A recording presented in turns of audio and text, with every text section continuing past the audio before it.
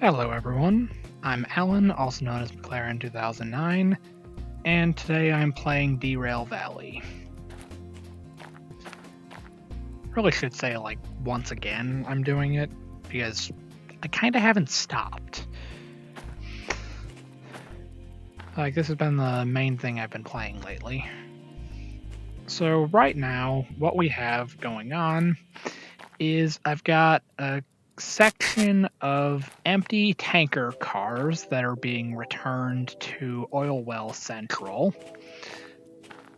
And then I have two freight missions, one with cars and one with tanks. And they're both going back to the harbor. You know, I'd never considered that sign might be too close to the tracks, but whatever, it's not important. Bottom line is, we've got everything hooked up. All we gotta do is just turn on the locomotives and get rolling.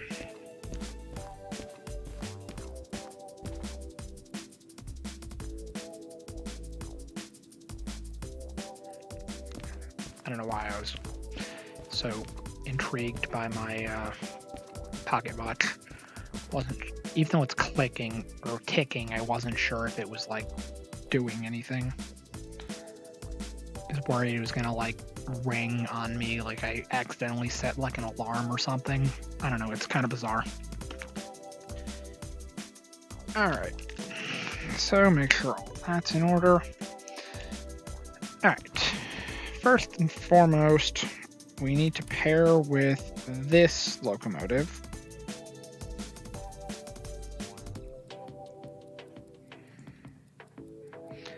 That's weird. Normally when I quit and come back in, the train brake is set and the independent brake is released, but that does not appear to be the case. Yeah, I have no idea. This is a new one for me. Usually the train brake is fully applied and the independent is released.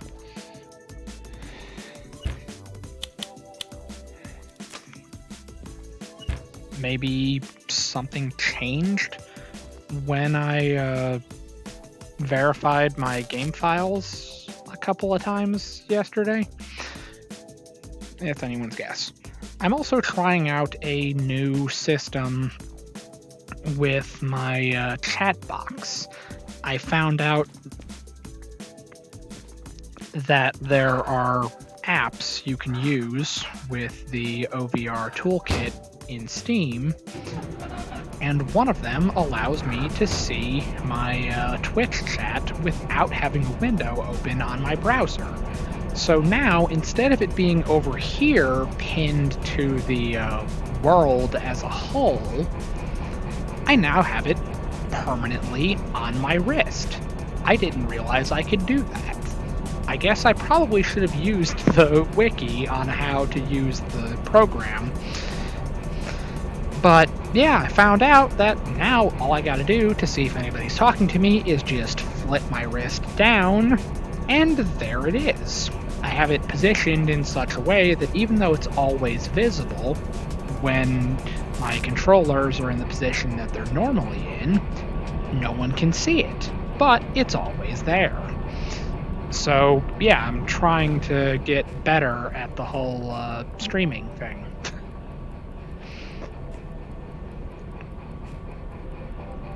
I figure I should at least make some attempts to make things a little bit more professional looking and a little bit more entertaining. And for the sake of argument, remember that as of this exact moment, the back locomotive is connected to the front locomotive. As it probably should be, but that's another thing entirely. Alright.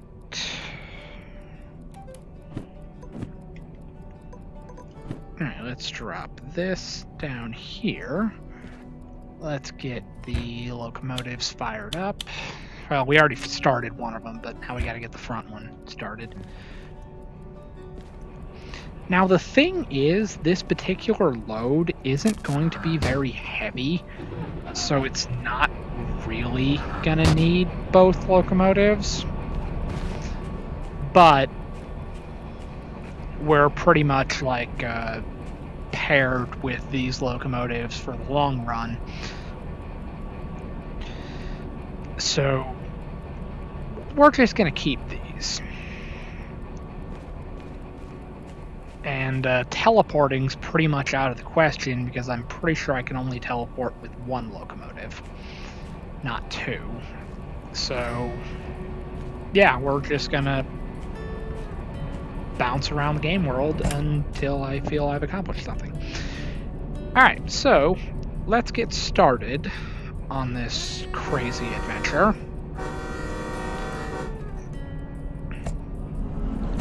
Reversers forward, kick off the independent.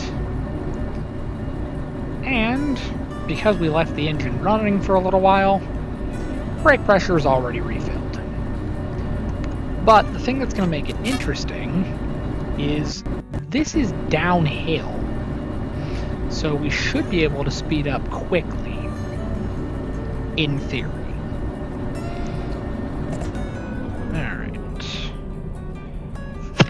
As an added bonus, given the fact that I no longer have my chat box pinned to the world, I no longer have to worry about accidentally leaving the chat window in view of the screen. I'm sure that was bothering somebody other than just me, but another thing entirely.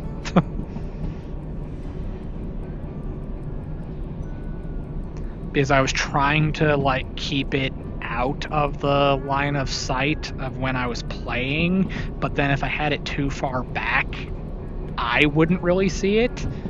So then when somebody starts talking to me, I'm looking over my shoulder like, all right, is anybody saying anything?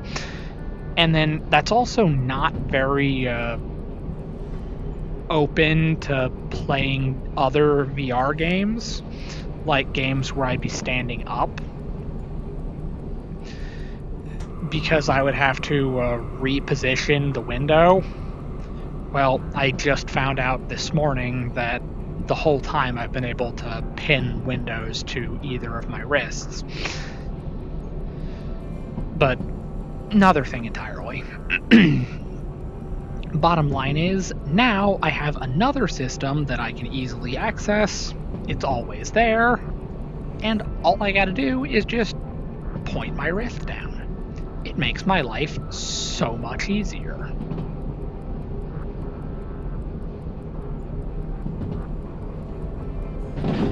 And we can go 70 kilometers around here. But we're not going to go 70 kilometers around here. We're going to keep it around like 50 to 60, call it safe there. Mostly because, actually I think we already passed the area where it goes down to 50. It's whatever. We don't need to worry about the speed too much until I get to City Southwest. Then things are going to get a little bit more interesting.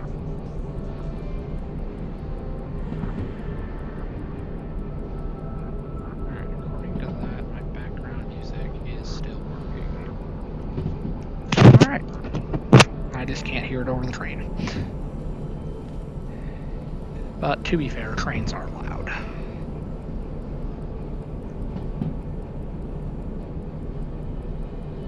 Especially old ones. Old ones are really loud.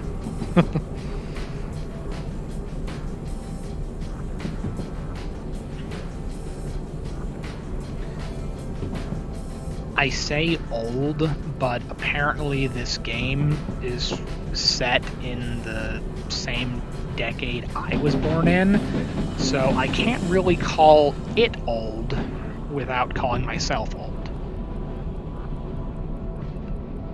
But that being said, if this was in use when I was born, that makes it older than me by default. Although, kind of funny story about that. I said in an earlier stream that I went to a military college directly out of high school. And at that military school, I was in the Army ROTC program. I was in it for 1 semester, but the reason that I bring this up, in the Army ROTC program, you have to go on what are called field training exercises, or an FTX for short. Now, while you are on an FTX, you are living in the field. You sleep on the mountains, under trees, on top of rocks, in holes in the ground. You got the snow, the wind, the rain, all that fun stuff.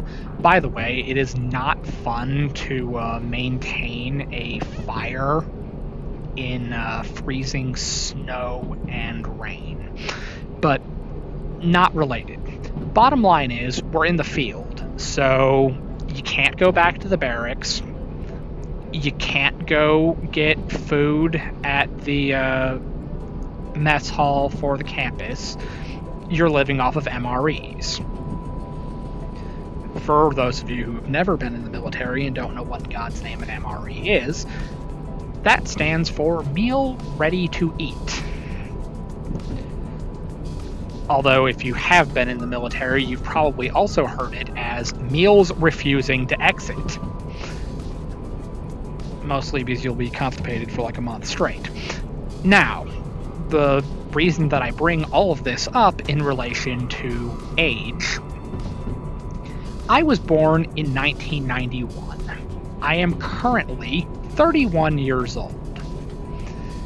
Now, I tell you this because MREs have an insanely long shelf life. Like decades. As long as the package is intact and completely sealed, they almost don't expire. I was on this field training exercise in the fall of 2009. The MREs that we were given to eat for this training exercise were packaged in 1987. I was eating this chicken and dumpling MRE that was packaged before I was born. And the weird thing is, it didn't taste bad. Later on in life, when I was in the Marine Corps, many, many years later, we got more MREs when we were in combat training. I wasn't infantry, I was in the air wing. So I did 30 days of combat training because every Marine a rifleman. You can argue about that in the comments. But we did not have MREs from before we were born. Oddly enough, the Marine Corps actually uses the MREs, unlike apparently my ROTC program. So we had all of the new MREs that have things like the Reese's Pieces, but the old ones, they still had the I can't remember if they still had the cigarettes.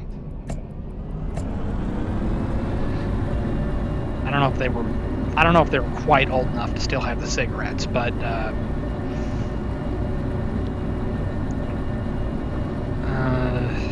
they don't have those anymore. Now instead of cigarettes, they just have candy. But yeah, it's kind of funny that while talking about a train that's older than me, I just had to tell the story of eating an MRE that was older than me. And there's just something kind of unsettling about eating a processed and packaged food item that was made before you were.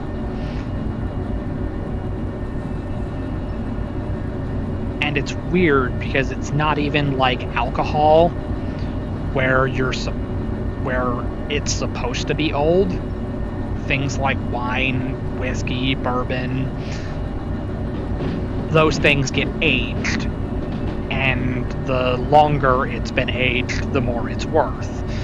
And supposedly the better it gets. But I don't really know. I've never been much of a...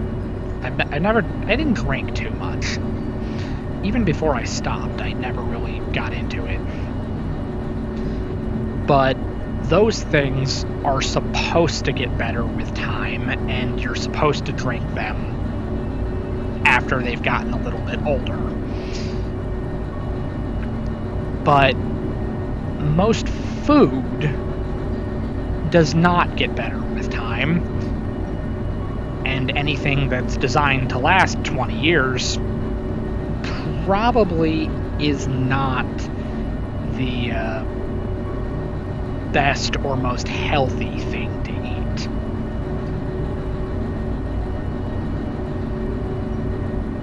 Like, you're supposed to eat like 1 MRE and it's supposed to last you like several days. You eat the individual components and it's meant as like a survival thing to keep you alive. It's not meant to... It's not made to be nutritious, if that makes sense.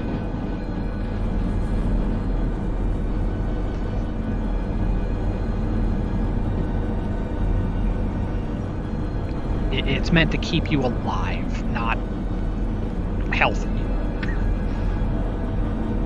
Something like 5,000 calories in one of them.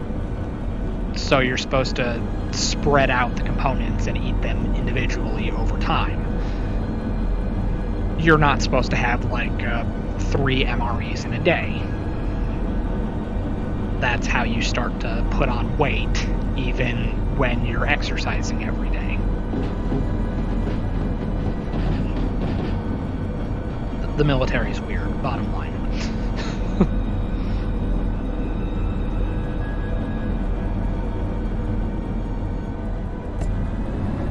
Alright, maybe verifying the game files multiple times actually accomplished something. Alright, now we gotta be a little bit more careful because we gotta dump off this one. That's fitting, I guess. Alright, we gotta go through Oil Well Central because we're going to back up these 6 cars onto B6S. It's kind of funny that at the machine factory it came from B6S and it's going to B6S at Oil Well Central. You truly cannot make this stuff up. But I'm just easily amused. Now, the bottom line is, Oil Well Central is not particularly big. I mean, it's decent sized, but it's not very big. So, like, the B lot, that's basically the entire station. There's also the A lot that's up next to the tanks, and you can fit like 1 to 3 cars on a track. But the reason that I'm saying all of this, there is a good chance that there is going to be a section of cars on the track I'm trying to go to.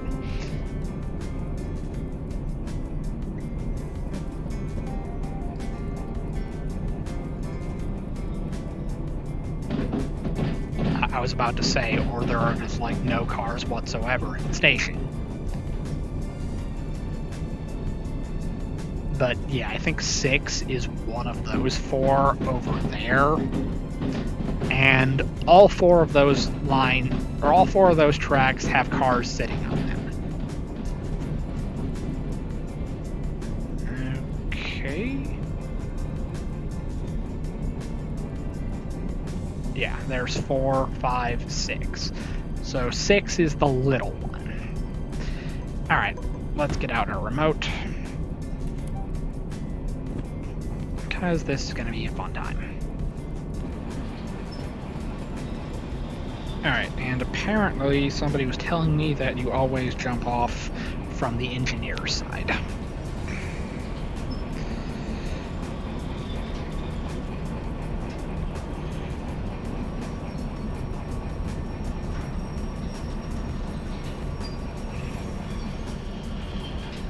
Alright. Now, go over here, and we need to get lined up with this. Now you're probably thinking, you know, that's a lot of cars.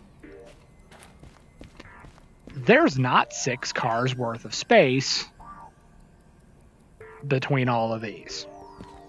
And to that I say, you are absolutely right. So this one's going to get a little weird. But to be fair, when don't the logistics halls get a little weird?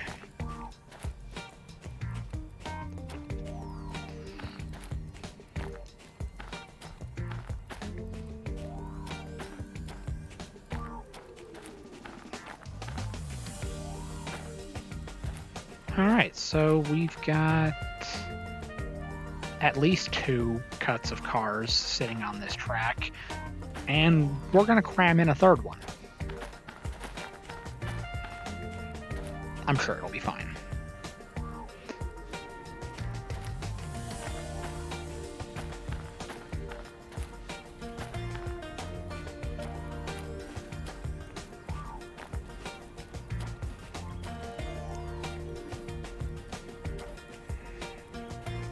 I mean, on one hand, it is just 6 cars, and the tankers are a little bit shorter. Like, we already know they're shorter than the car haulers, but it's still 6 cars. Like, yeah, it's still 6 cars. It's not exactly small. If it was like 1 or 2, sure, whatever, but it's 6. Now we gotta make this work.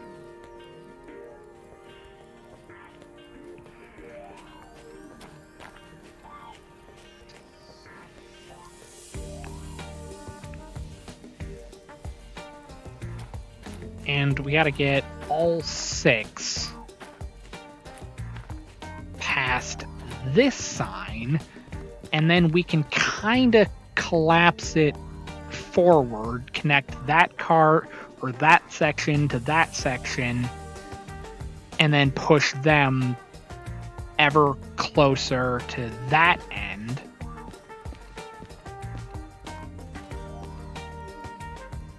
And it'll technically fit, but it's gonna be tight.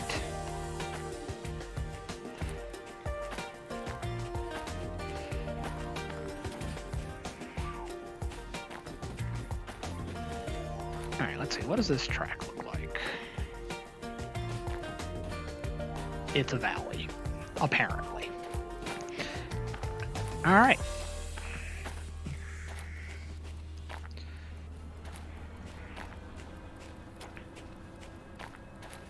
What'll be really interesting is I'm gonna take a look and see if there's any like crude oil going back to the harbor, and then if there is,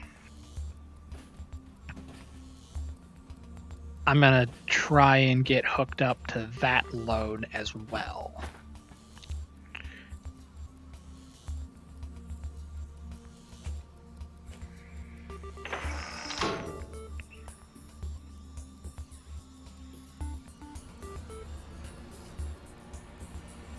Alright.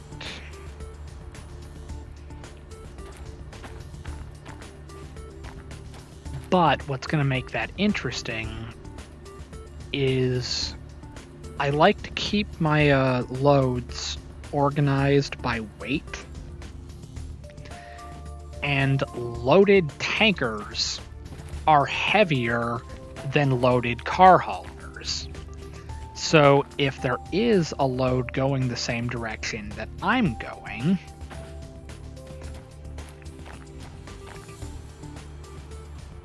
these are going to have to be backed up onto the main line, dropped, so we can pull forward, hook up to the outbound cars, pull forward again, get back onto the main line, and hook up to the car haulers. And it'll just be a whole process. It's going to be a big...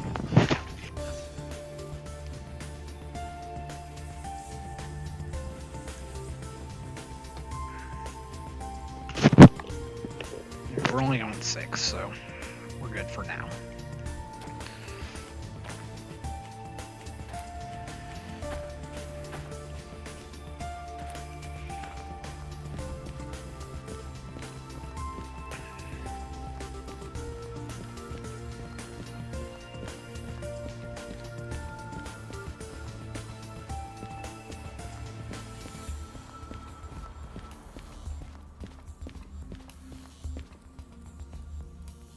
Going to be interesting.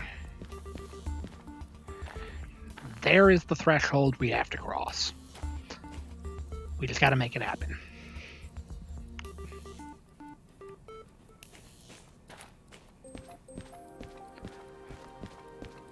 Now, there's almost 4 cars just between that car and the sign. But we gotta squeeze in 2 more past that.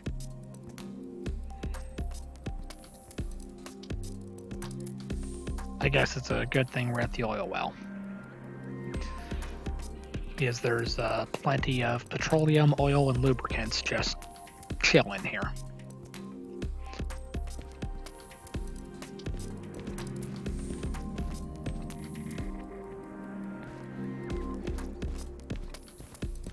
The joke is we're going to need lube to fit 2 more cars in here.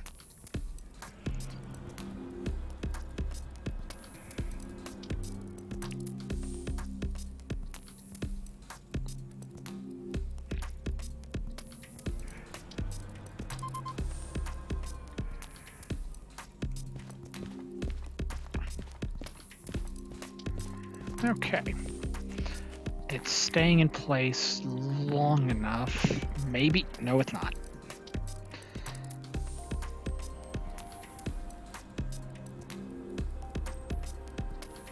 Okay, let's grab this.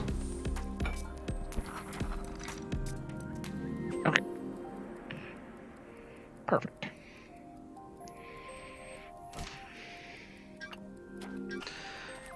Okay, now let's back it up even further.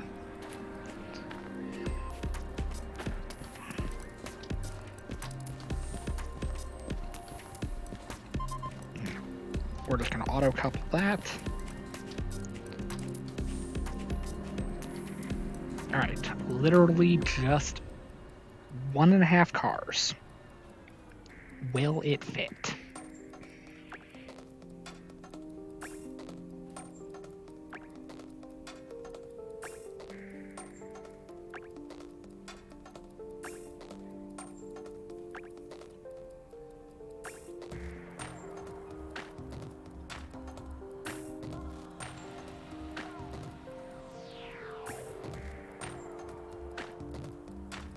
Just a couple more to go.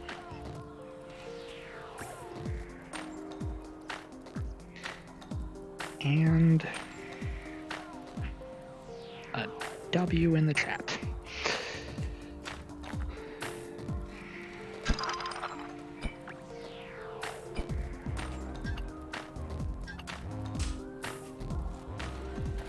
Okay. 1, 2, 3, 4.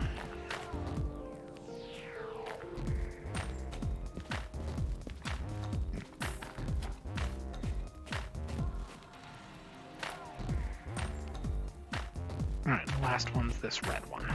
So we cut here. So we get these split up.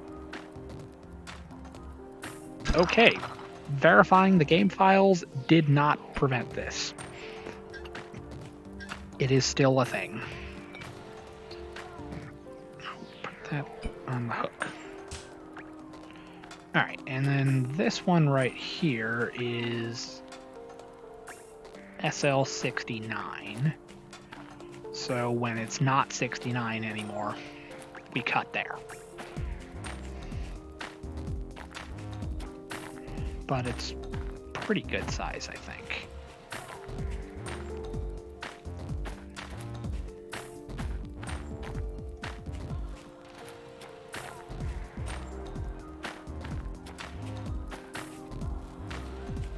Still 69. And 50. And we just barely shoved it out of the back. Alright.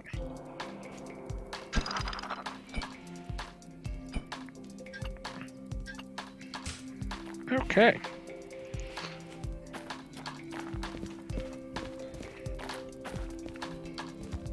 We don't really have to do that since we're not doing anything with those cars, but I like to be considerate of the imaginary yard workers. And $10,000. That's exactly half of what it paid or what it cost to fill up my locomotives from the terminal. Ooh. Okay.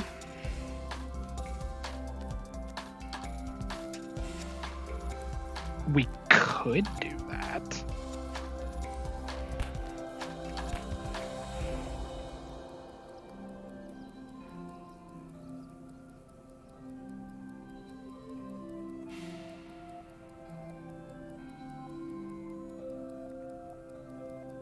I think we're gonna have to just do one of them. Because I don't think I can do both with just 2 locomotives.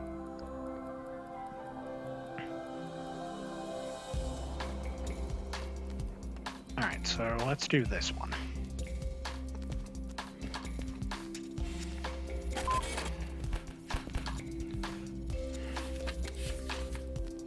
And it's on B3. And it's going to C2. Alright.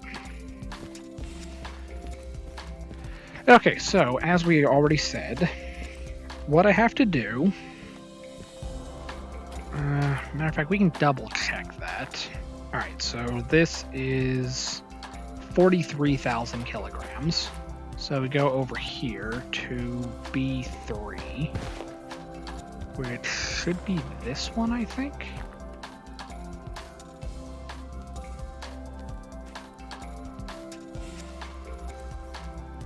That's 45,000.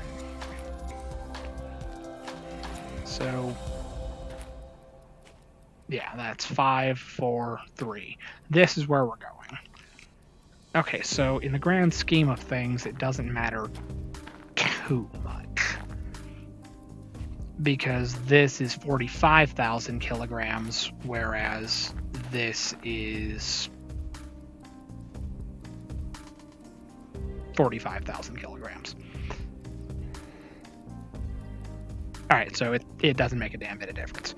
Alright, so change of plans. We're not going to dump off the car haulers and then put the oil in front of it.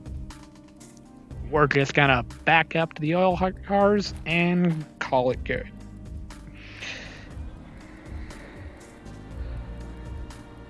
Alright.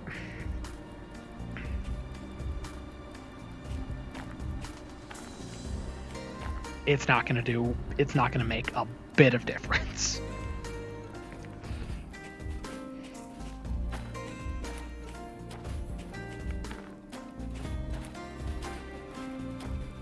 but we do need to be on this side.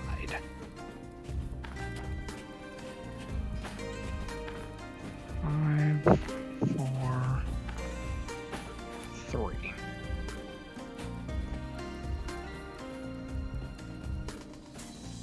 And then 2 is the through track.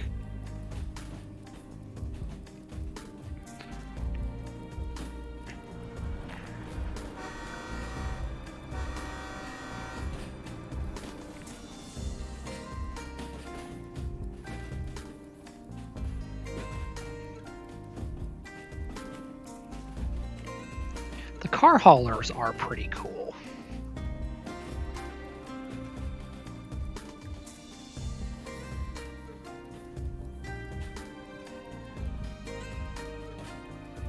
It's kind of weird how some of the jobs don't really seem to spawn very often.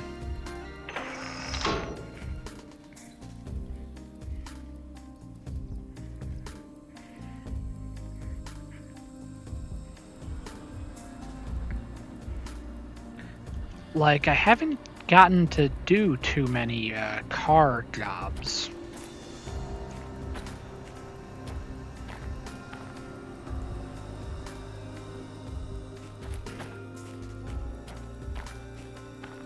So I figured this one was my first choice for what I was taking out of here, or taking out of the machine factory.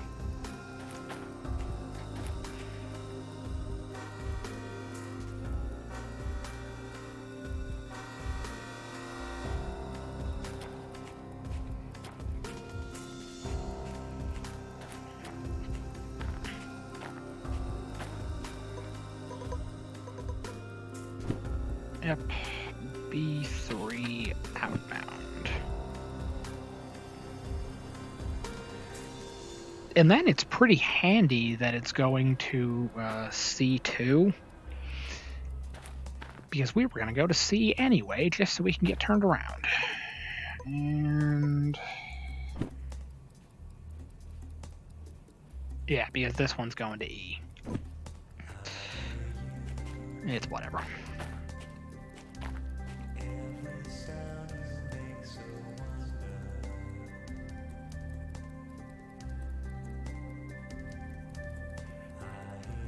But it's going to be interesting because we've got to pull into the harbor, dump the entire train basically on that initial loop on the west side, or the west entrance, and then back the tanks up into the military base. And that part's pretty straightforward. Then, oh, damn it. Why do you have to do this to me?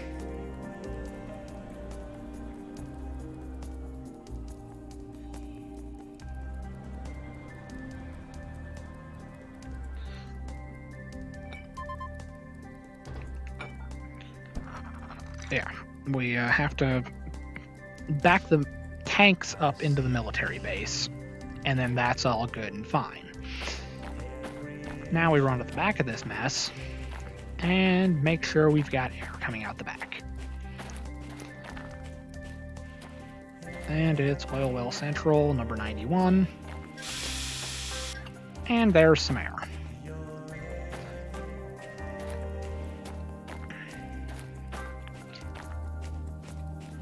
If I wouldn't have cleared my caboose at the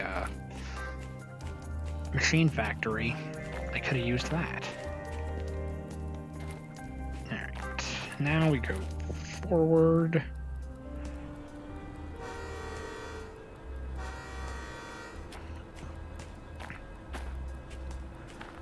And we gotta throw this switch to get it lined up back with those, and then throw that switch to get it back lined up with the main. But yeah, if I would have brought the caboose with me for this, I could have, I wouldn't have had the reception problems at the other end of the train.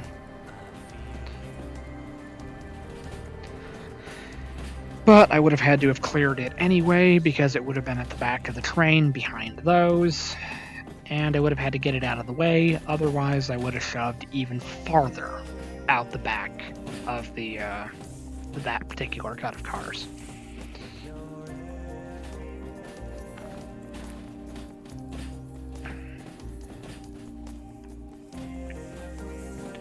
It's kind of weird when I noticed in the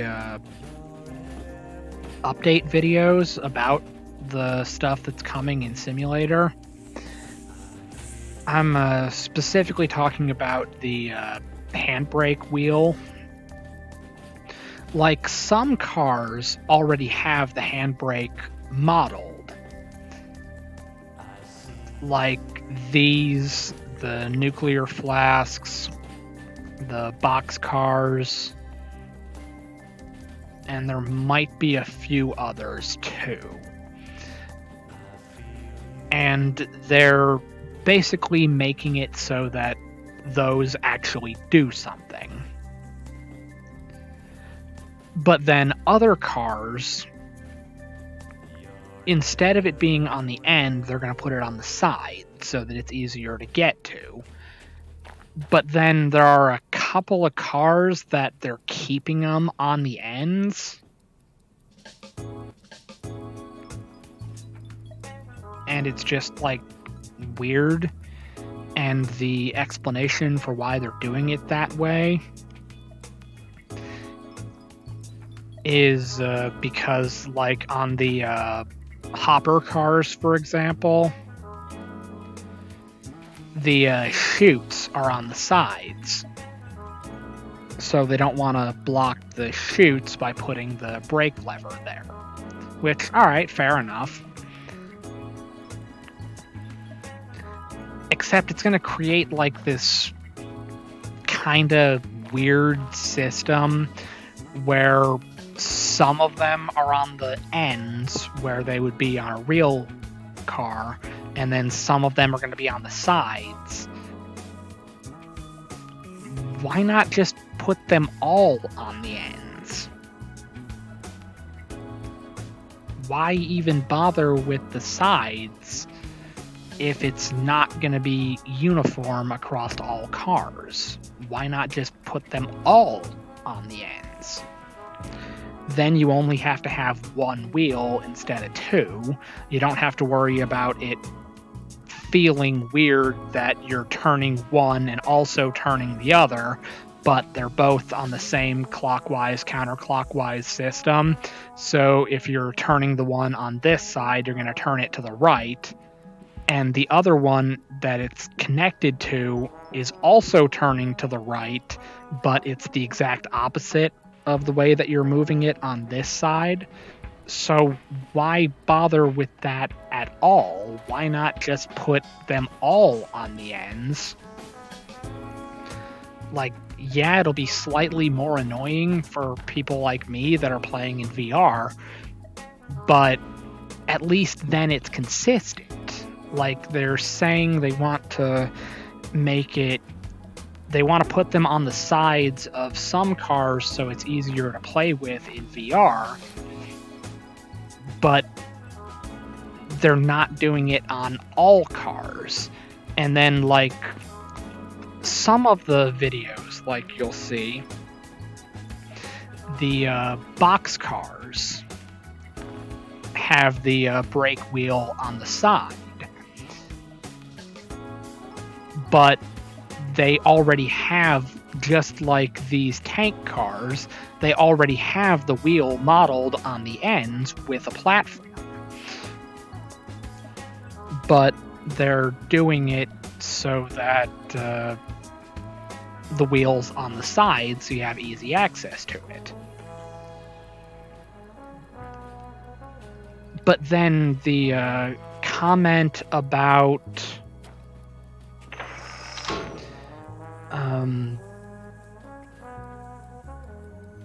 some cars just have it on the end,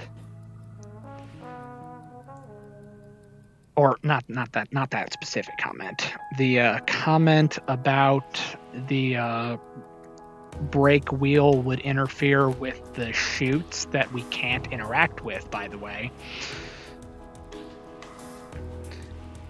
But then you look at the boxcar specifically, and the boxcars have sliding barn doors on the sides, and the brake wheel is not directly under it. It's kind of like offset, but it has doors.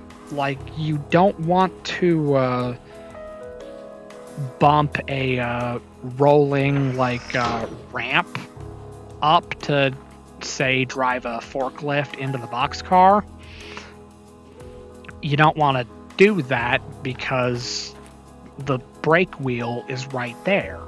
So to me, it just seems kind of weird. Like, I was on board with the idea of putting them all on the sides, and I was perfectly cool with it. It's just weird that it seems so, random. Yeah, maybe I can ask about that.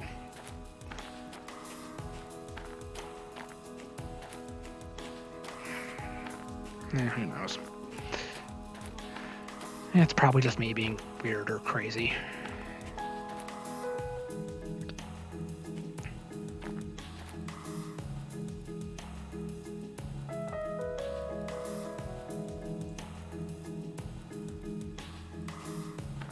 Like, with these, it would make sense to not put them on the sides because, what are you gonna mount it to? You got a ladder and you have a pipe. It's not the brake pipe, it's just a random structural pipe. So what would you mount it to? And in theory, you'd be loading and unloading from the sides. So I don't know. It just doesn't seem very consistent to me.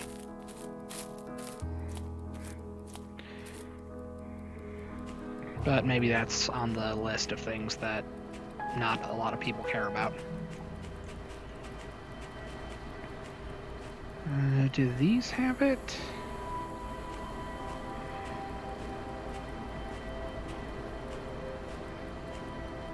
No, they don't. So this would probably be on the side, just like the flat cars will be.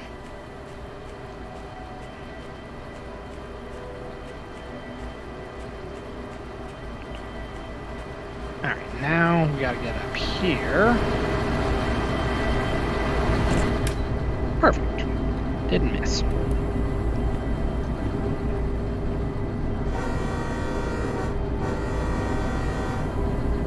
Alright, now we just made our train 800 tons heavier, so that turn over there by the steel mill is going to hit pretty hard.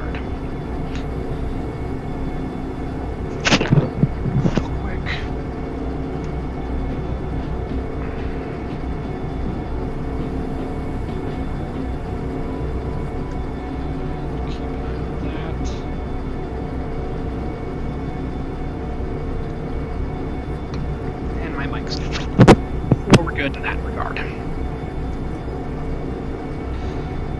Alright.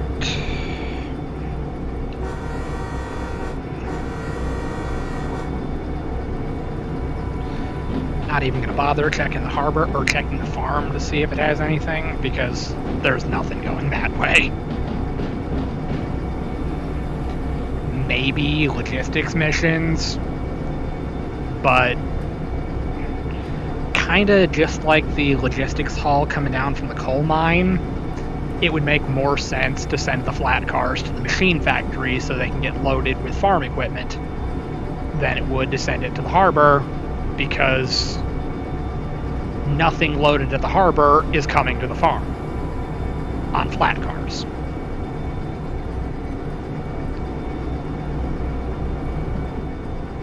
But yeah, see, they got the doors on the sides, So if we can't put the brake wheel on the sides for the hopper and gondola cars because they get unloaded from the sides, why would we put the brake wheel right next to the doors on the box cars? It just doesn't make sense.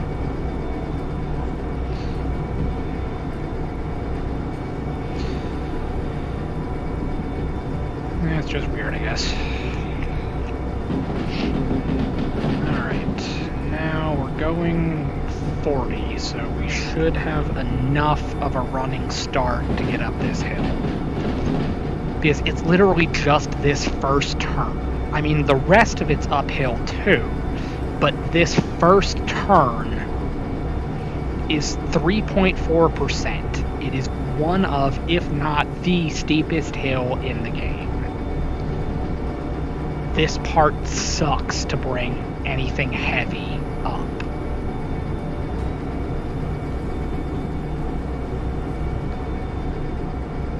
Alright, we're going above 40.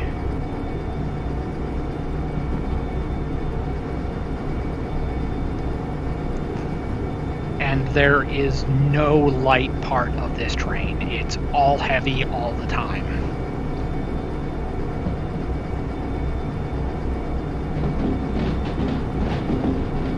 Okay, it's 3.3%, but the point still stands.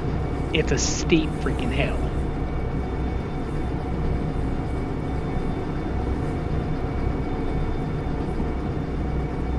Alright, we gotta speed up.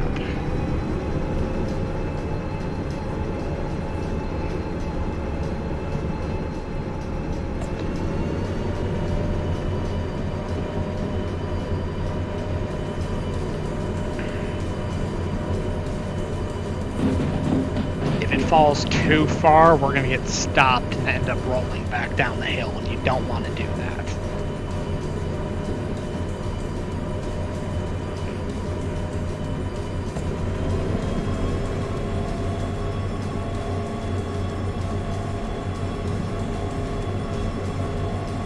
Now the problem is we have to get the bulk of the train around the turn.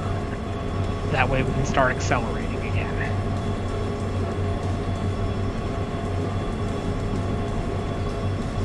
Because this part isn't nearly as steep. This is 1.3%. It's still uphill, but it's not as bad.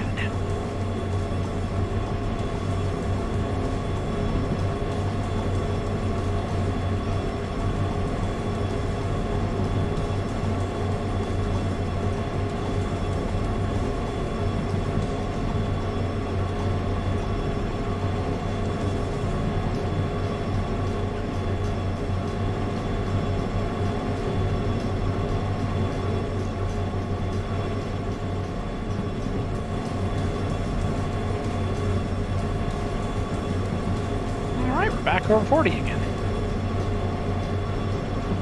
Alright, so we've gotten the train out of the bad spot.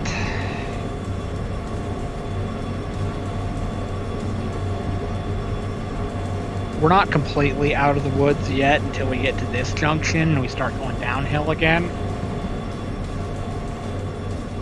But for now, we're accelerating again.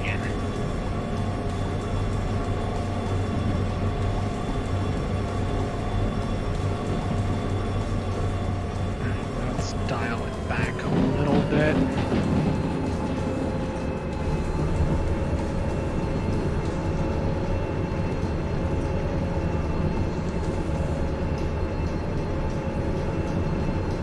And my general rule of thumb for going uphill,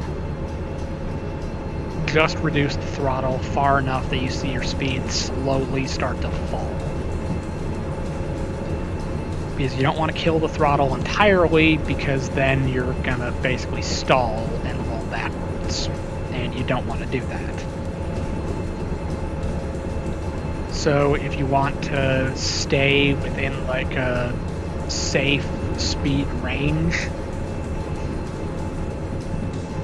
throttle up far enough to accelerate to the high end of your safe speed, and then throttle back until you see it start to fall.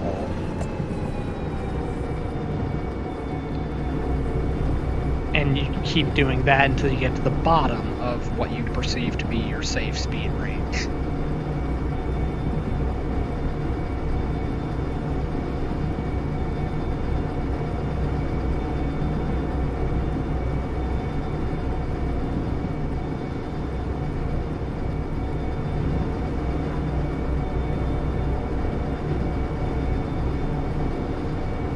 And basically it's just a process. You figure out how to do all this stuff with time, I guess.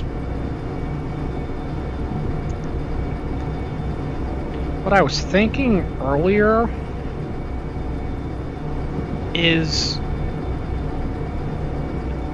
with me streaming Derail Valley pretty consistently,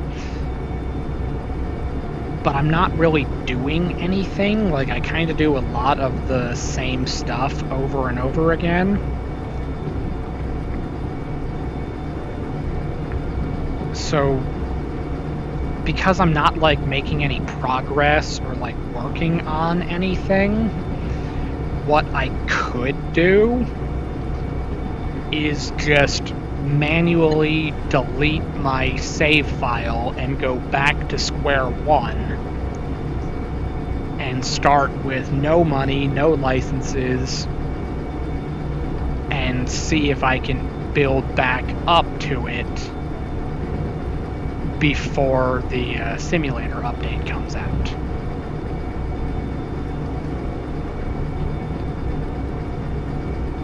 But then at the same time, I kind of want my fully completed save for when simulator comes out, so that all I gotta do is just get the last couple of licenses for the new locomotives, and then I have everything unlocked for sandbox mode. But what I worry about is that my streams might become too routine, as if I'm doing the same thing over and over and over again. Yeah, I'm trying to mix it up by going to different destinations, but at the end of the day, it's a lot of the same stuff. And I worry that it won't be very interesting or fun to watch because I'm just doing the same things again and again and again. When I stream my other games, the other one that I stream commonly is Train Sim World. I'm working on something in Train Sim World. Even though I'm begrudgingly complaining about it every step of the way, I'm working on the rail journey for Sherman Hill up in Wyoming. Even though I don't particularly like that route, every time I stream, it's something different. It's the next step in the rail journey. And then if I do finish that one, I can go back and I can finish the Cajon Pass, because I've started that one but haven't made a whole lot of progress. And I can also go and do Sandpatch Grade. It's got a lot more chapters left that I can do for that journey. And then if I'm really feeling masochistic and hate myself, I can go do the Peninsula Corridor. I've barely done anything at all aside from tutorials on that one. So I can go back and I can work on those. But the point is, I have options of things that I can work on in Train Sim. Whereas in Derail Valley, I'm not really working on anything. At the late game with $1.8 million in the wallet, and playing everything slowly, carefully, methodically, I'm not working on anything. I have all of the licenses. All I'm doing is just running trains in VR. And I sometimes go off on like tangents where I'll start talking about comparable experiences from real life and telling stories and stuff like that, and that all works pretty well. It's just there's not any like progress. It kind of becomes like episodic, like I'm just doing it to do it. I feel like I should be working on something, otherwise it's just not going to be very compelling to watch. But realistically, I could be wrong about that. Maybe it gets more fun to watch if I talk about something cool. Or I accidentally yeet the train off the cliff because I'm going like 15 over the speed limit. Not at the moment. I'm currently going under the speed limit, but the bottom line is the option is there.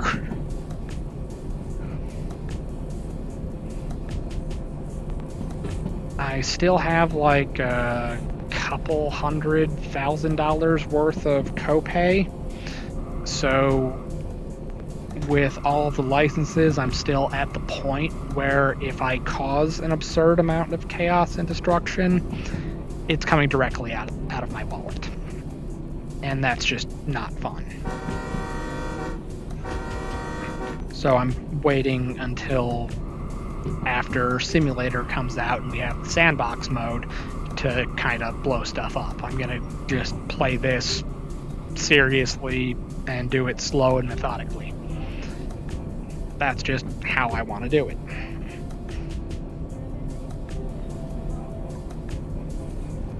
Alright.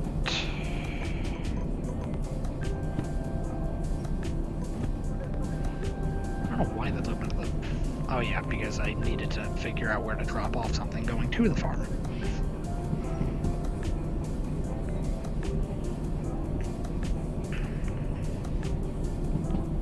There are a couple of industries that I just don't know anything about in this game. Like, I've never intentionally gone to any of the forests, sawmill.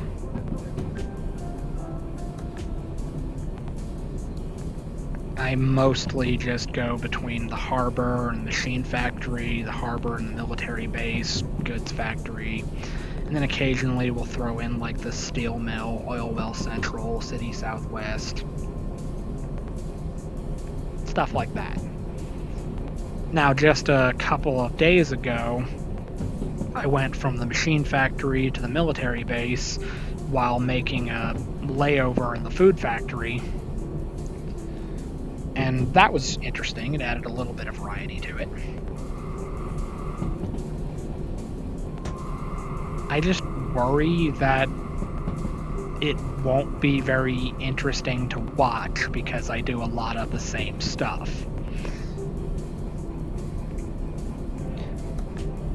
So even though it's not exactly the same thing going on, if anybody's like a returning viewer that's coming back to watch the stream that they've seen in the past, it's not a rerun, it's completely live and being done, or it's being played live, and it's new every time.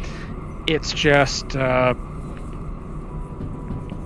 like a good example is early on when I started streaming, I made a run from the harbor military base to the mountain military base, and I was carrying nuclear fuel at the time. and then I got it dropped off at the military base, and then I picked up the classified intermodal containers with biohazards. So the running joke was I was carrying like some Umbrella Corp, like Resident Evil plague virus thing, and we're exporting it at the harbor. And that's all good and fine. Then, like 2 weeks later, I pretty much did that exact same thing a second time. And even though I had double the nuclear flasks going up there, so it was harder to get out of the harbor, and I had triple the biohazard things coming back, it was just weird because it's like, oh, today I'm hauling nuclear fuel. Today I'm hauling bioweapons.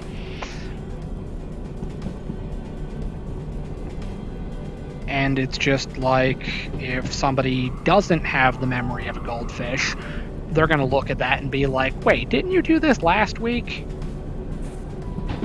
And that's something that I legitimately worry about.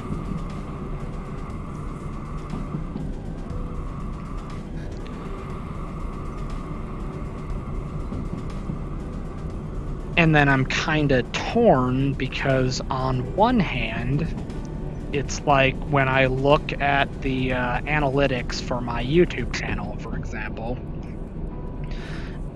the things that are getting found when they search for my content is specifically Derail Valley. And not just Derail Valley, but Derail Valley in VR. I'm one of the channels that's playing it consistently. So it's kind of like a, I guess you might say, like a staple of my channel. Like, this is the type of content I'm making that people are actually watching. So, by that metric alone, that says I should keep playing it. But then I worry that by keeping playing it, there are only but so many of the same types of jobs that I can do. Even mixing it up, I can only do the same things like so many times before it starts to get like boring, or maybe people won't want to watch it.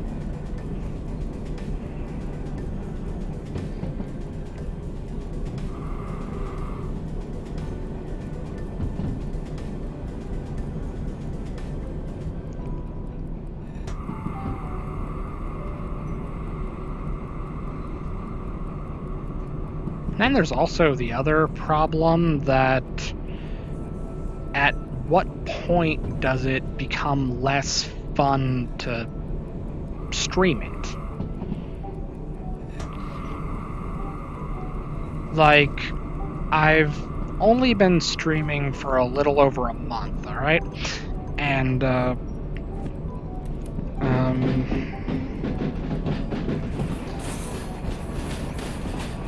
every time I come out of the harbor, I always talk about how this specific hill is pretty steep. So if you're carrying something heavy up this hill, you have to get like a running start to it. And then I can explain like my thought process behind why I use the technique that I use to maintain the speed on that hill.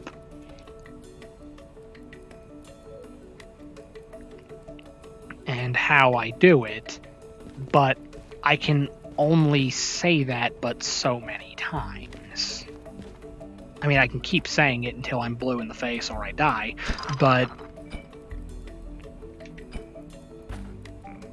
am I telling anybody anything they don't already know? Like, I would imagine that the people that are watching my streams and my videos, they're obviously people that play this game.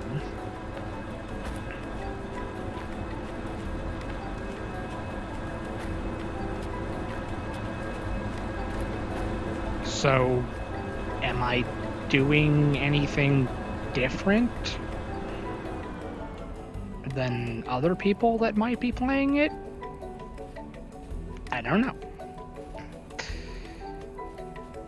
I mean, it's cool that every once in a while I'll get people in chat that are talking about like their experiences with the game and all of that stuff.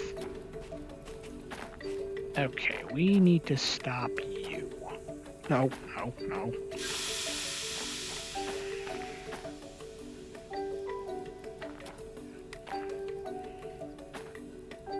Yeah, let the air out so they... That's not how it works in real life, but until Simulator comes out, that's how it works in the game. Let the air out and it kind of becomes like a de facto spring break. But don't do that with a real train. If you let the air out, you won't have any brakes, and it'll just keep rolling.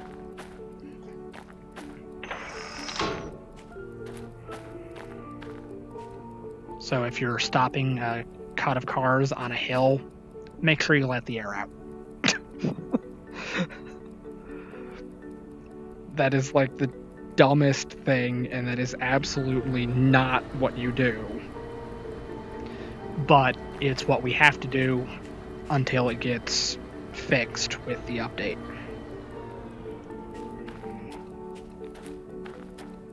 Which stuff like that was like the top of the list for stuff they were going to fix.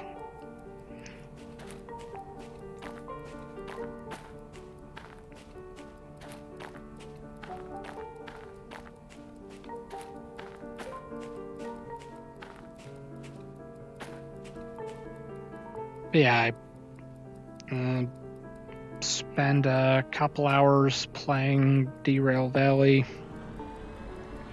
Talk about how I play the game, the things I like to do in it.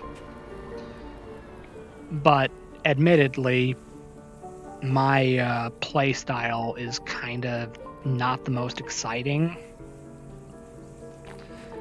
Like, I try to minimize the damage I cause in the game because I don't like having to pay the fees. I like the fact that I'm able to slowly creep up and make more money gradually. And then the times that things do break, it's like it's not even my fault. The game broke my train, and it costs money to fix that. And then it's like there's nothing I could have done to avoid it. It happened. It's just like weird.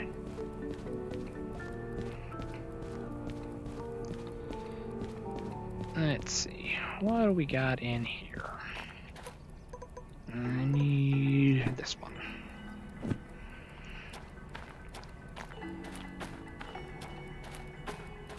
Anything cool? Alright, we have trucks, we have ammunition. And we have an empty boxcars. So nothing crazy going up into the mountains this time.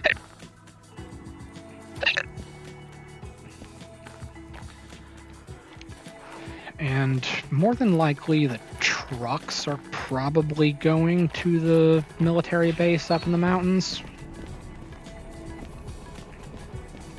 Ammunition is probably... Okay, the trucks and...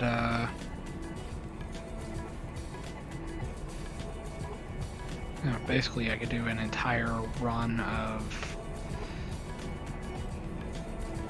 ammunition and I could just do a military job going to the base next. And then that would be a little bit different, because instead of it being nuclear flasks, it's ammunition and trucks.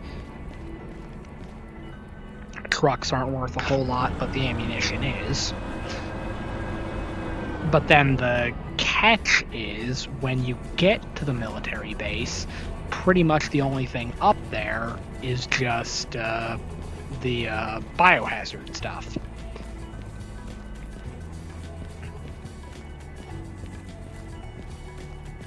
And it hasn't even been a week since I last did a biohazard delivery. So it's kind of like weird.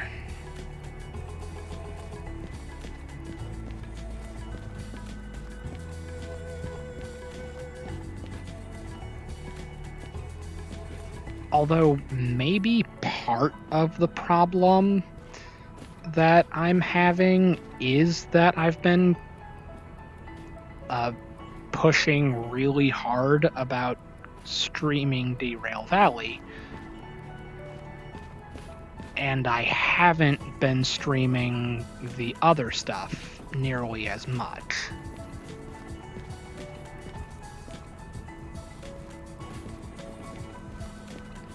So maybe what I should be thinking about is, if I'm doing a lot of the same stuff over and over again in Derail Valley, maybe what I should do is put some effort into the other games that I play on stream,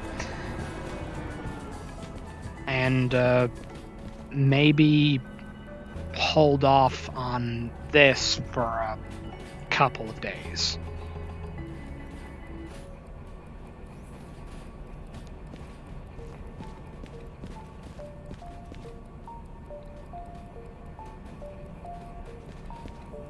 Like, I've tried setting up a schedule for when I stream to try to make it consistent, so that anybody that feels so inclined to watch my streams, I wanted to make it so that there was a schedule that you could look at and see approximately when am I going to do it next.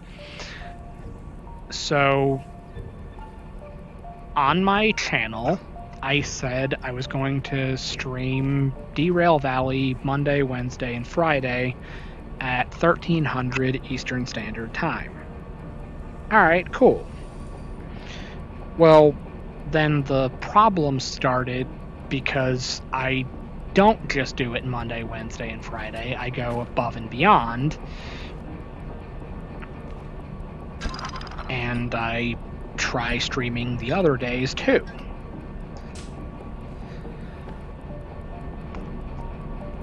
But then you'd be like, okay, well, what are you streaming the other days? And the simple answer is still Derail Valley. So I'm kind of, if I keep up that pattern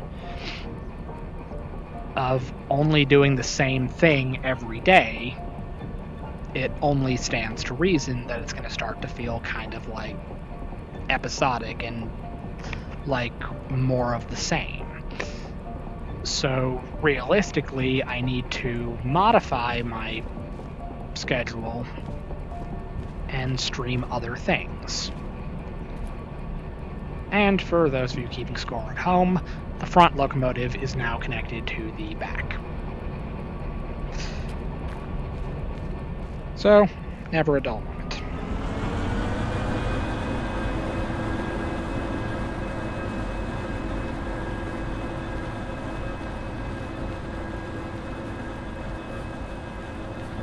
So maybe what I should do is edit my schedule, remove the game tag entirely, and just change the title to streaming a game Monday, Wednesday, and Friday at 1300.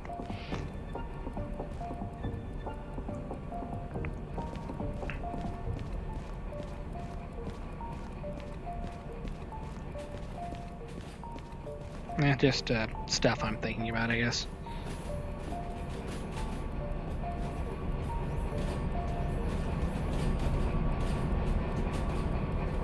I do want to try to branch out and play some more things that maybe aren't like the stuff I've done in the past.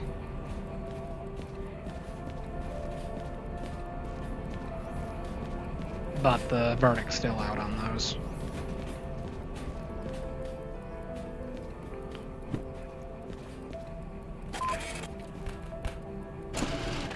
Alright. It only took 124 minutes when it was supposed to take 42.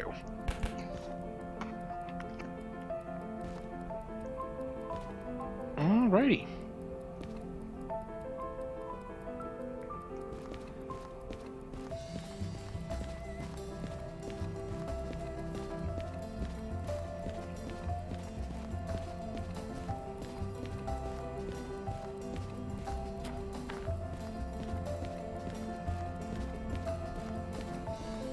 Alright, so go over here, flip this switch, get backed up, hooked up to the car haulers, and then we gotta go over, past the C track, back the tankers into the inbound track. Maybe, if we're lucky, we'll be able to clear the switch to make the left to back up onto the E track with the car haulers.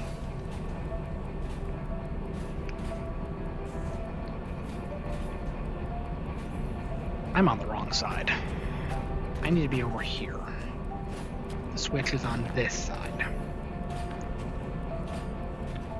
Important distinction to make. And we're past the switch.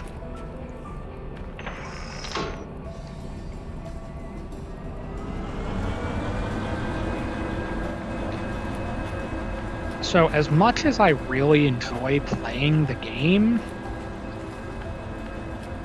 it's kind of getting to like an overexposure sort of thing.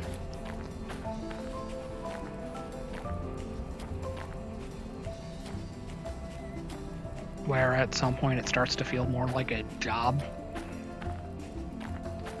And that's not where you want to be with streaming. You want to enjoy it. And if I feel like I'm doing too much of the same stuff, it's less enjoyment and it starts to become like tedious.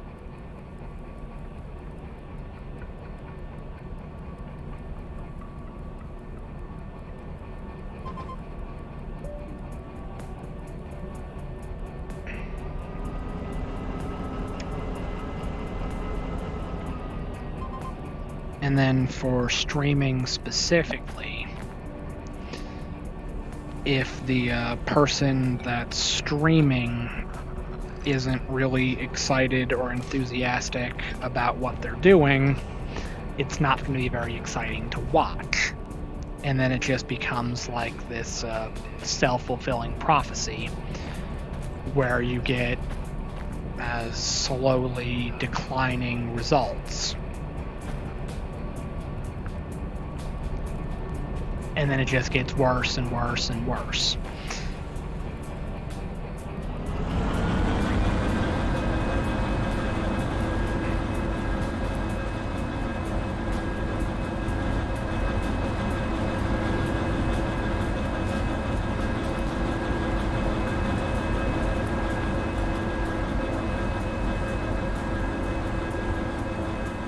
All right.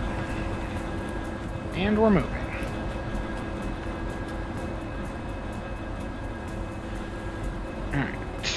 Kill the throttle so I can do it quick.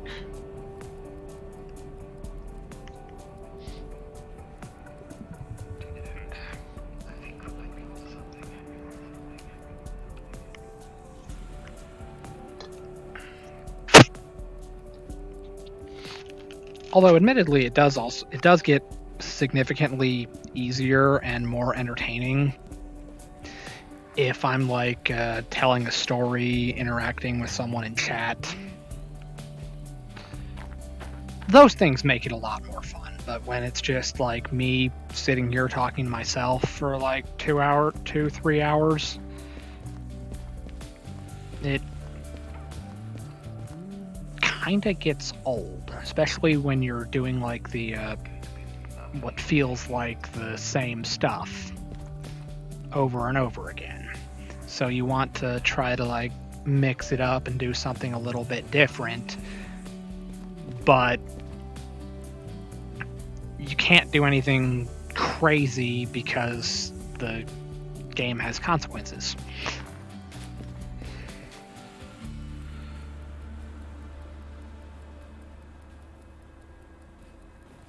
So I do everything slowly and carefully.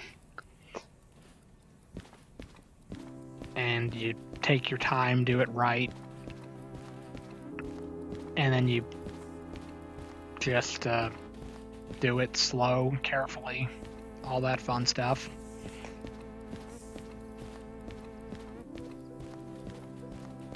But it's not like anything that's edge of your seat, like thrilling, compelling gameplay.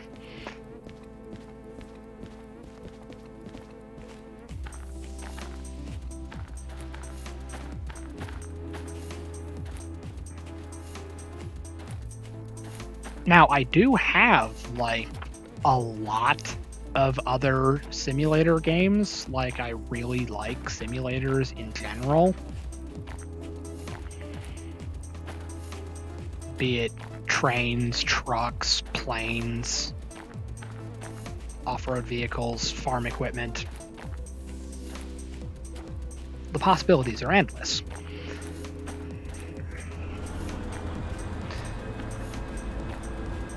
But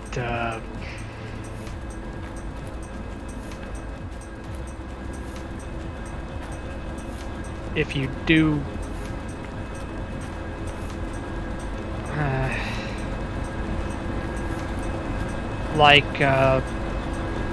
I guess you could say like my brand, in a manner of speaking, is obscure simulator games that very few people are playing. And that's great, but it doesn't leave me much room for growth. So I need to like try to branch out and play more things. But then like when I was looking at my channel analytics for YouTube, the things that are getting my videos searched for are specifically Derail Valley and Train Sim World. So that is my brand, if you will. And if I just randomly started streaming like Battlefield, for example,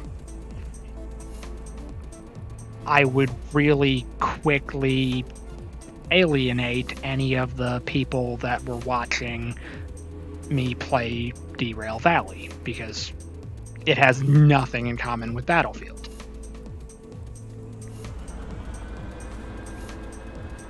And then if I did start streaming something else and I started building any resemblance of a audience with that category, then I kind of lose what I started with. So it's like this weird thing that I gotta figure out what I want to do and how I want to proceed. Because on one hand, it's like I should keep doing this because this is what's getting results, even though you wouldn't think that it would.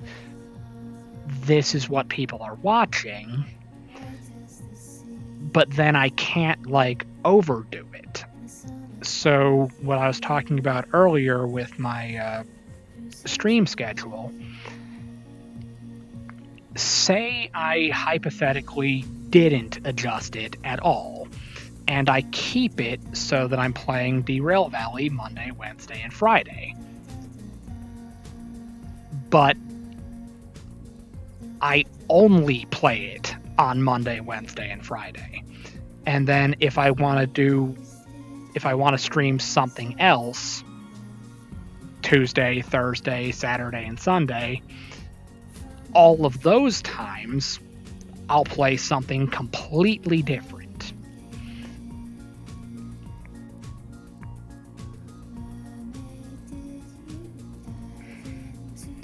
Now, what I have done in the past is I would do like my first stream for the day on the days that I do multiple. The first one would be Derail Valley, and then if I decide to do it again later in the evening, I would pick something else completely different. Usually it's either Train Sim World, American Truck Sim, or if I'm really feeling like breaking the mold, I'll do something completely off the wall, like Tales of Glory, Gorn, VTOL VR. I actually was considering doing a playthrough on stream of Boneworks. I know Bone Lab is out and it's currently on sale, but I've been contemplating doing a full playthrough of the campaign for Boneworks, start to finish, and seeing how that goes.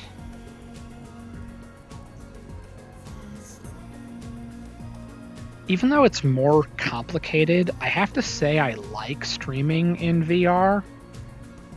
It gives... It's just interesting. Now, because of the tools and stuff that I have in place to make streaming VR easier, only apply to the games that I have on Steam. So, like the handful of games that I have on the Oculus Store, I can't really stream those easily because the only way I can keep up with chat in the slightest is by taking off my headset and looking at what's going on my dashboard on the desktop. And that's kind of like weird. At least this way in Steam games, I can just flip my Rift down and then it's like, okay, that's what's going on in chat right now. It's much easier to do it with the things I have in place in Steam.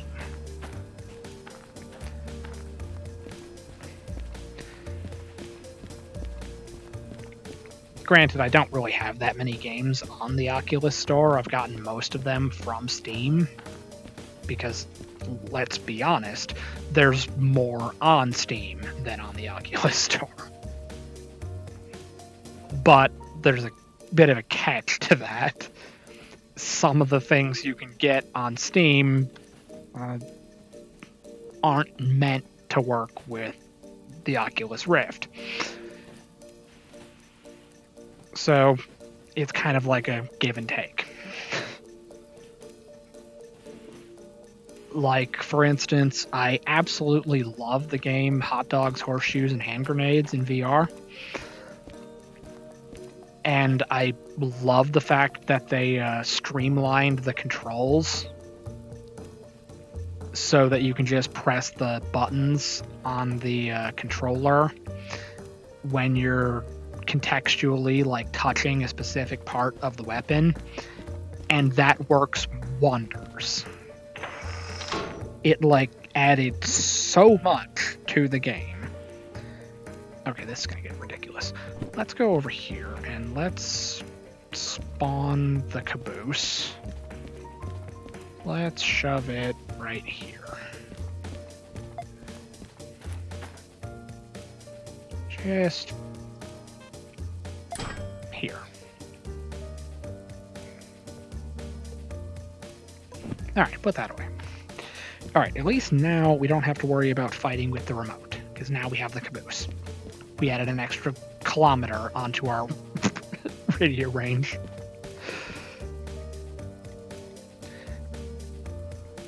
Is I was not gonna deal with the remote beeping at me saying my locomotives are too far away because they're almost out of the E-lot. But with what I was saying about the streamlined controls, there is one specific weapon in the game that I have not been able to use since the streamlined controls came out. I could do it with the weird, like, hold the button, flip a lever, or hold the button, hit the thumbstick. I could do it with those controls. And it's the locking surface to air, like the shoulder fired, like surface to air missile launcher. With the streamlined controls and Oculus controllers, I cannot get it to fire. But that is the only thing that I have not been able to use with the streamlined controls.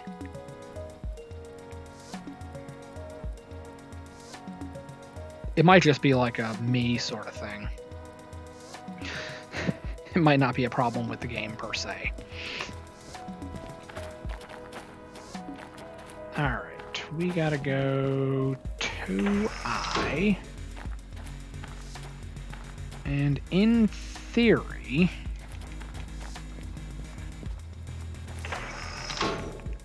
if we push the containers all the way back to the far end, not containers, if we push the tanks all the way to the back by this sign back here,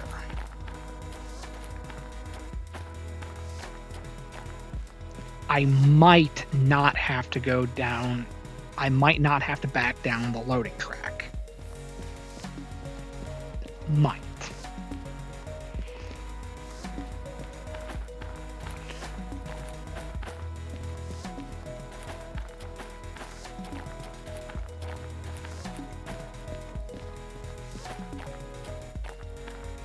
All right. We need Hellwell Central. This is 18 cars. This is a pretty good sized train.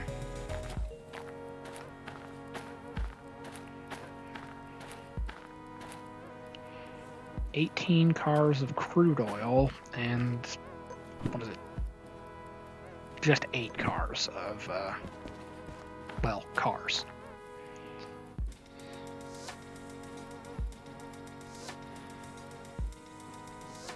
It's kind of an interesting thing in and of itself. Like, ever since I worked in the factory, I've always referred to them as freight cars.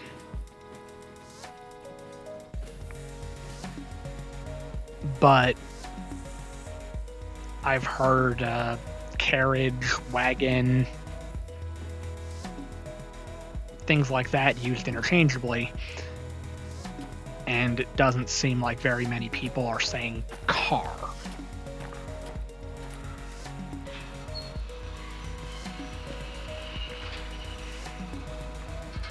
Yeah, who knows? I don't work for the railroad yet. I don't know what the official terminology is.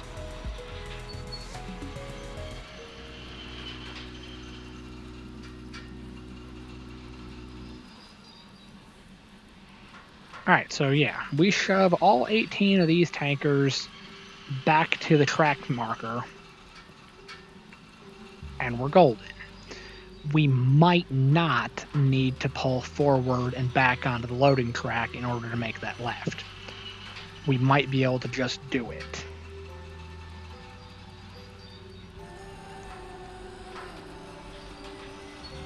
But we will see.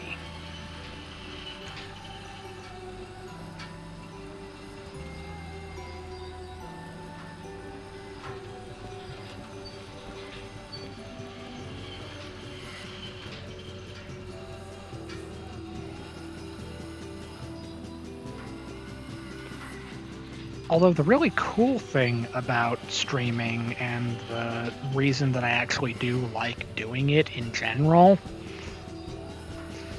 I like the ability to tell stories and talk about things and experiences and stuff like that, while the game is kind of like the background to it. Like, this game, even though I only worked in a factory making train cars, I haven't worked for the railroad directly yet. I am working on it, but I have not worked for them as of yet. But certain things in the game, like I can go off on like a tangent talking about building cars from end to end and all the stuff that gets clipped on, welded on, everything I've had to beat with a hammer, heat up with a torch, all that fun stuff. I like when you get inspired by something that you see in the game and it makes you talk about something else. Then it gets more exciting, you get more energetic, and then that in turn makes it more interesting to listen to.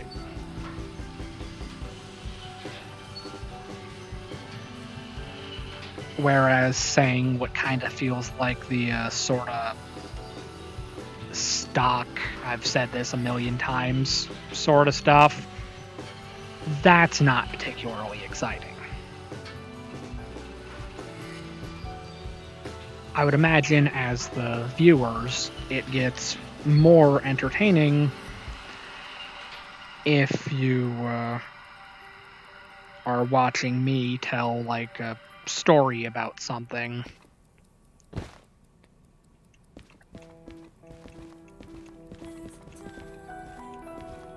Instead of saying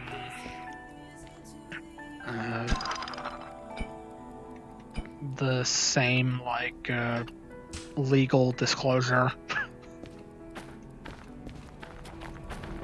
that doesn't apply to real world.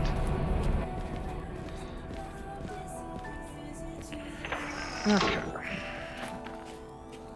Or that applies in the real world but not in the game. I gotta figure out what I'm trying to say there. Anyway. Alright, so get those rolling. And the good news is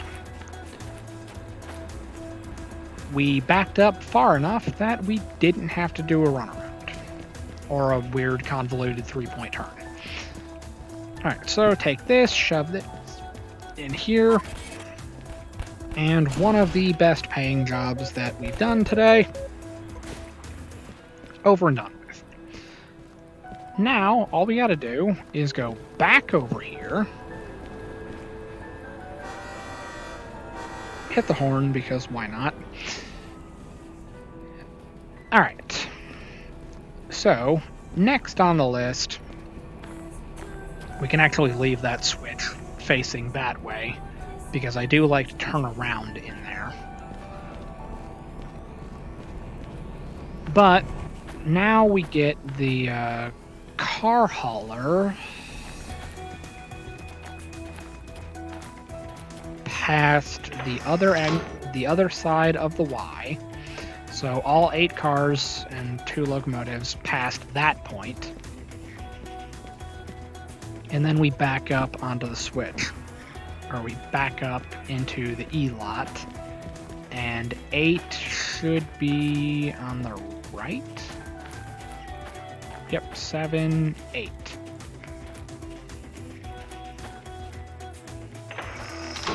Alright, perfect. Alright, so we go over here.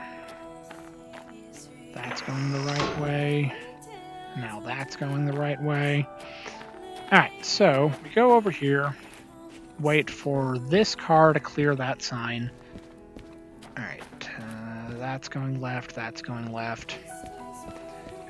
Yeah, it gets weird when you forget to align that second switch, and you think you're going to the E track, and then you just watch with disappointment and like this like dead like 1,000-yard stare as you just watch the back of the train start going towards the G track instead, and you're just like, damn it, we're not going there today. It's whatever. Alright, so hit the train brake, hit the independent. Don't need to apply too much of the train brake, the train's short now.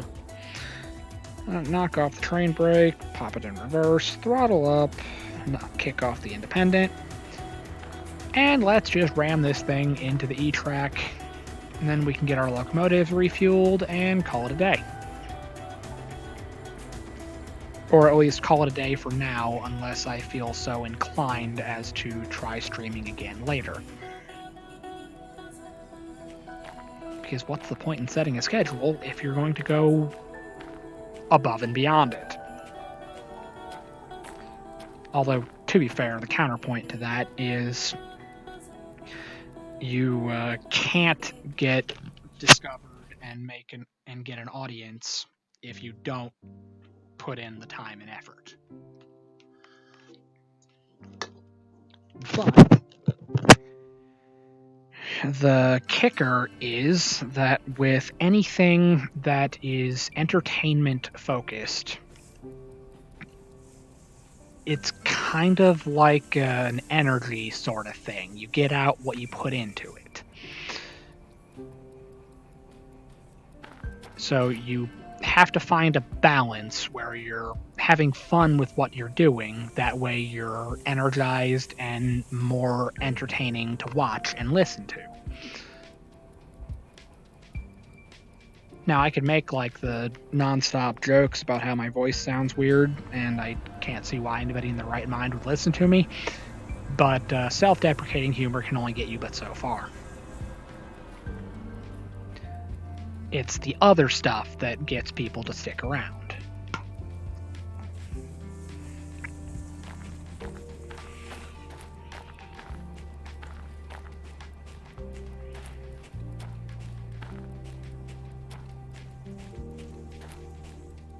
All right.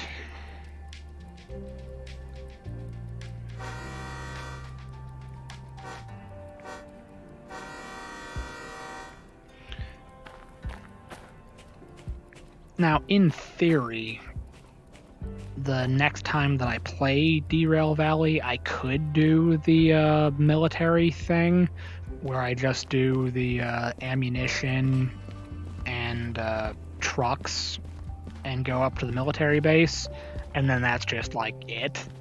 Those jobs will pay pretty well.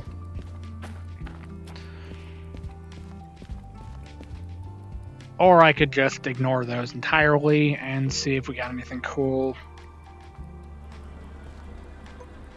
over here on the civilian side. Alright, we gotta speed up a little bit because I think something got hung up on one of the switches.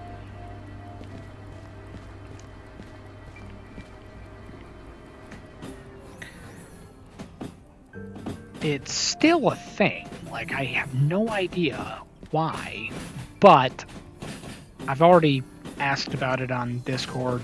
It's all good. They know what the problem is, and it's being fixed. Apparently, the problem is the switches themselves, or the track with the switch. Not necessarily the switch, like the levers not blowing up my trains. But there's something about the collision with the switch that's causing derailments and making you slow down.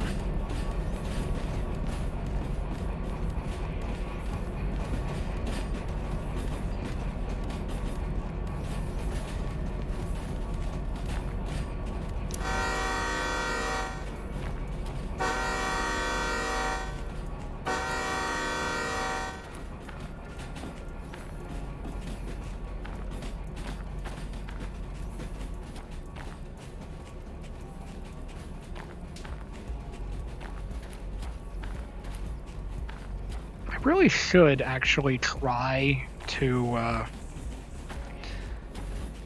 play some of my standing VR games, like Tales of Glory, Gorn, Thief Simulator,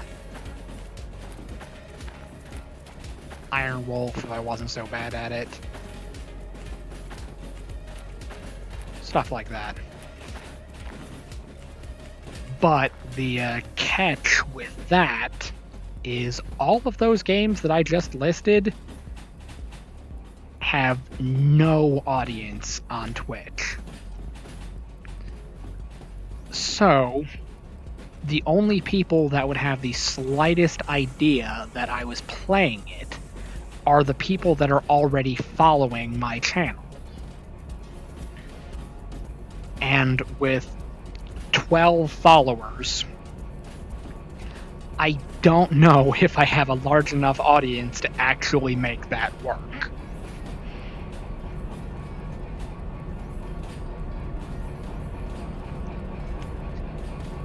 But you can't say if you don't try.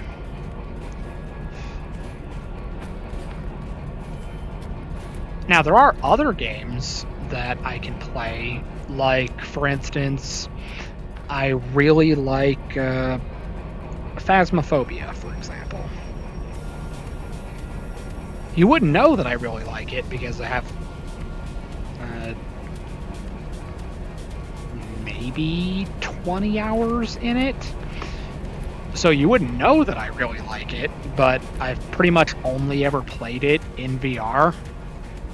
Because kind of like this early on, I absolutely hated the control scheme on the flat monitor version. So I pretty much only played it in VR. And it has the added bonus of, just like in this, you can clip things to your tool belt and hold things in your hand.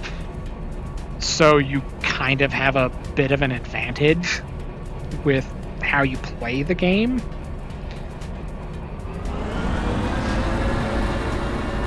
Although the counterpoint is, it might be easier to play, but it's a lot more scary to play. So what I want to see if I can do is you pretty much have to only play that one standing up. It's possible to play it in a seated position, but it's kind of like VR chat. Just because you can doesn't mean it's a good idea. Which, that's another thing. I can also stream VR chat. I now have it on Steam in addition to being on the Oculus Store, and both accounts are now connected. So I can absolutely do that. It's just, I don't know what I would do in it. Like, you can watch, like, literally thousands of people on Twitch stream VR chat. But it's just like, what am I gonna do?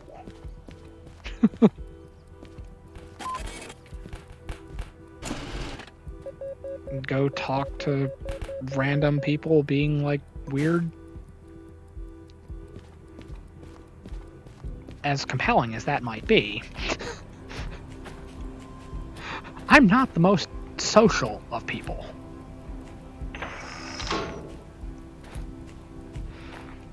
So I would be like well out of my comfort zone. So what I was thinking, instead, I could do like Phasmophobia. And I could either do it by myself, or I can see if my friends who also have the game would be willing to try playing with me.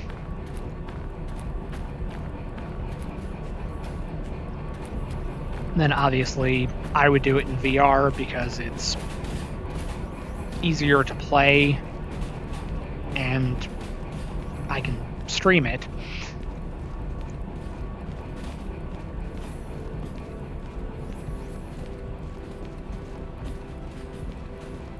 but I've only tried streaming with my friends one time in the past, and it was one of the few times that I streamed on YouTube specifically. Because I tried both back in 2019 when I first started out with streaming. I tried doing it both ways. I tried streaming on Twitch, and I tried streaming on YouTube. I found out that it's significantly easier to stream on Twitch, so I kind of stuck to doing it that way. But I did do at least 2 streams on YouTube at the time. I've done like 2 multi-streams through Streamlabs, where I've simultaneously streamed on YouTube and Twitch. And those go fine. It's just they're pretty demanding on my internet and my computer.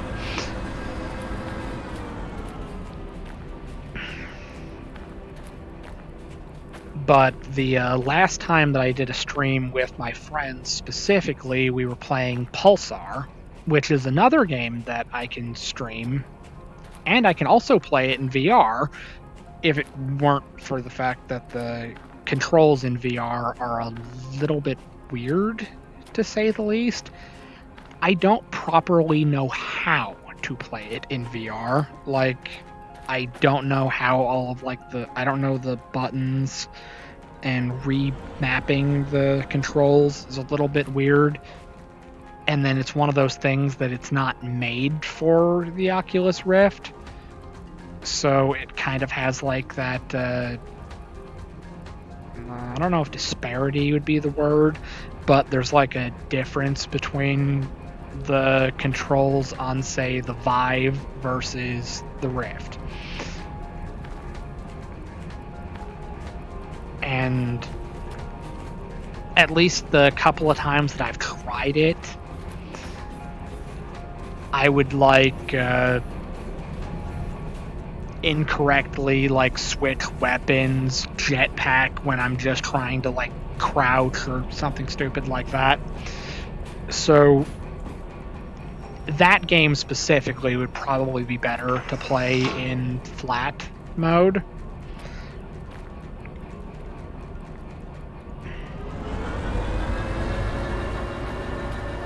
But I could pitch it to my friends on Discord to see if they would be interested in Phasmophobia, because I really want to try streaming that one.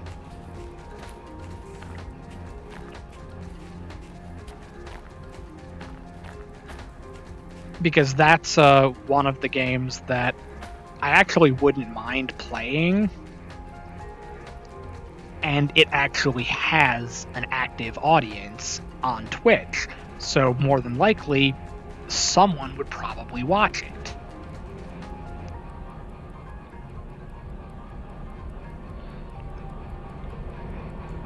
So that's something that I've kind of been floating around with.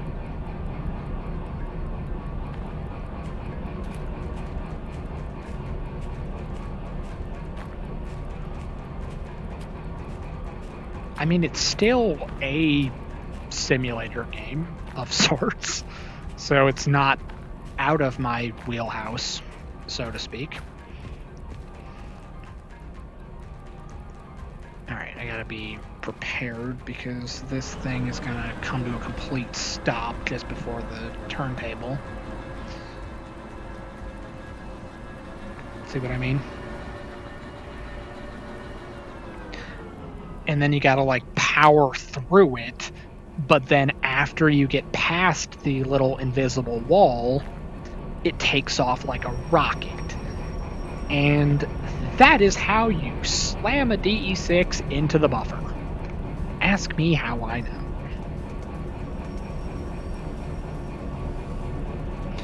Alright, we're backed up. Kill this, kill this.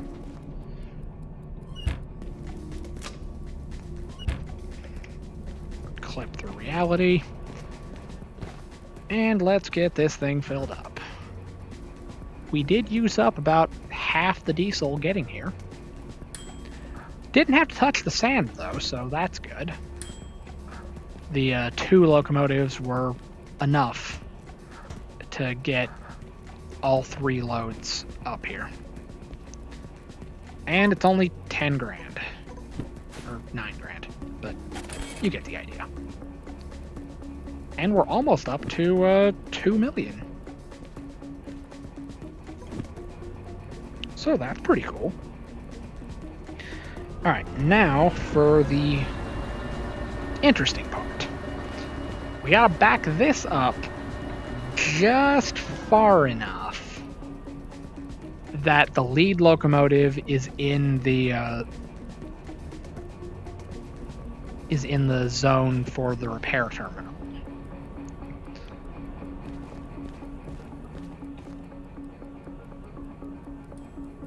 And there it is. Alright, so put it into forward, disconnect the locomotive, turn off the remote, and now let's go up here, kill the engine, refuel it. Alright, we're just here now. This is where my life has taken me. Alright, so already in neutral, independent set, train brakes released. Theoretically, it should be the other way around. The independent should be released and the train brake is set, but whatever. We're doing it this way. Kill that. Phase through reality once again. And let's go refuel.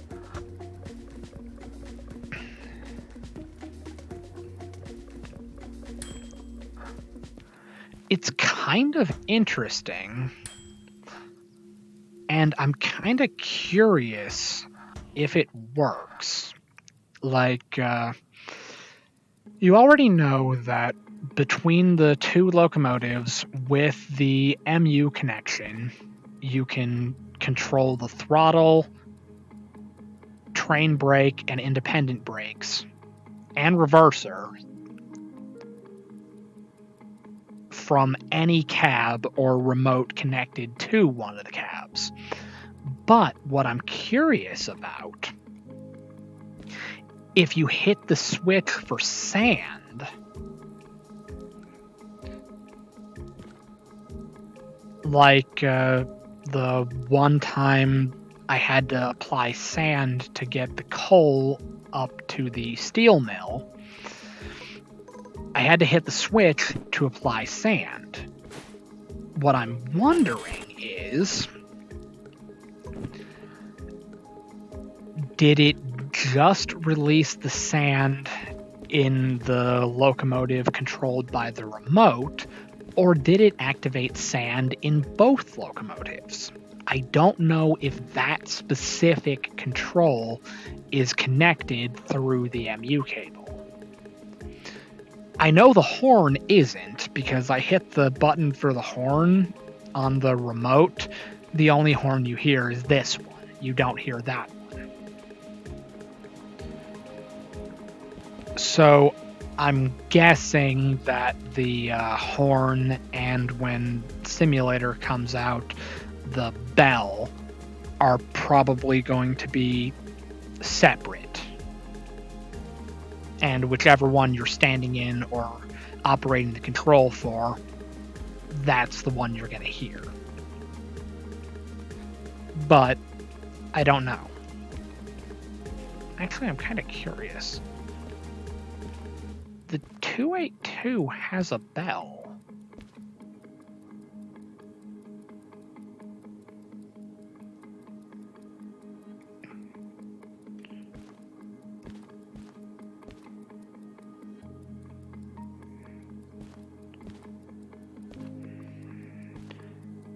I mean, it would make sense that there wouldn't be a button for it, because the bell doesn't work on this, so why would the bell work on that?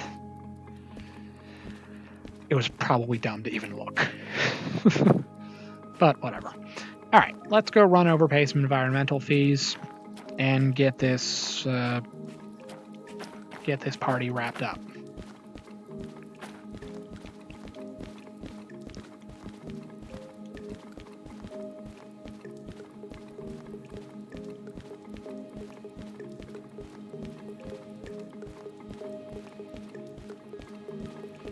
Yeah, I mean, the locomotive physically has a bell. So in my head, it made sense that maybe it works. It doesn't. Alright, and 77 is just slightly, like, $1 more expensive. But to be fair, it was running like a couple minutes longer when I was ranting about something back at the machine factory. It's whatever. Alright. So, more than likely, the next time that I play Derail Valley, which at this rate, it's seeming like I'm probably going to do it Monday. And I'll probably do something completely unrelated tonight if I choose to do another stream. And I probably won't do this one tomorrow. So more than likely, I'll do it again on Monday.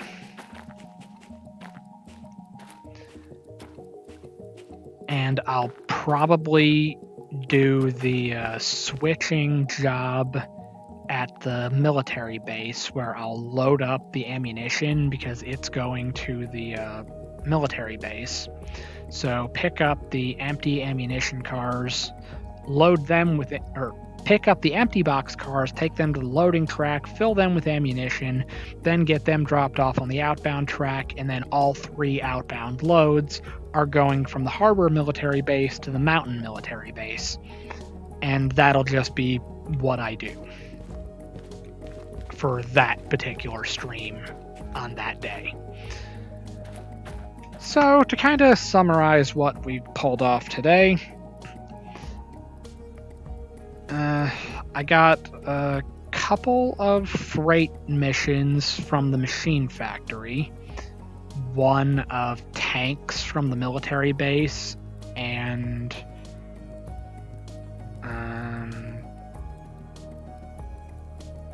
cars.